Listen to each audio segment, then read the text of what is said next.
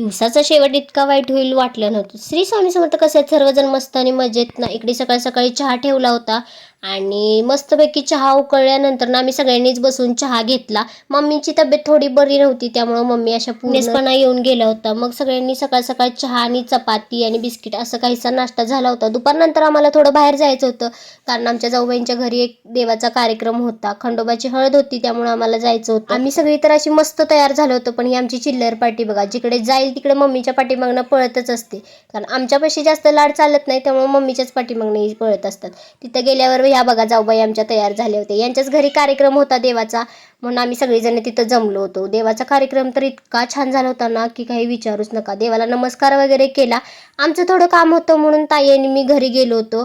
आणि हा बघा छोटा पॅकेट बडा धमाका. कोणी जरी काय केलं तरी ह्याचं मम्मीलाच त्याच्या मारायचं चालू होतं. थोडा आमच्यासोबत रमला होता, पण आमच्यासोबत थोडं काही बिनसलं की परत आम्हालाच मारायला चालू करत होता. अशी सगळ्यांची हळद खेळायची चालू होती. मग मम्मींना बोललो आमचं एक काम आहे, आम्ही लगेचच घरातून जाऊन येतो. घरी आम्ही जातोय ना जातोय तोपर्यंत पोरगीने एक पराक्रम वाढूनच ठेवला होता. बापरे, तिथं काही जीव राहिला नाही. पोरगी पडली आणि डोक्यात खडा घुसलाय म्हटल्यावर त्यातलं काम तसंच टाकून परत पोरगी जवळ गेलो. खरंच एका आईचं काही असतं ना ते आईलाच कळतं.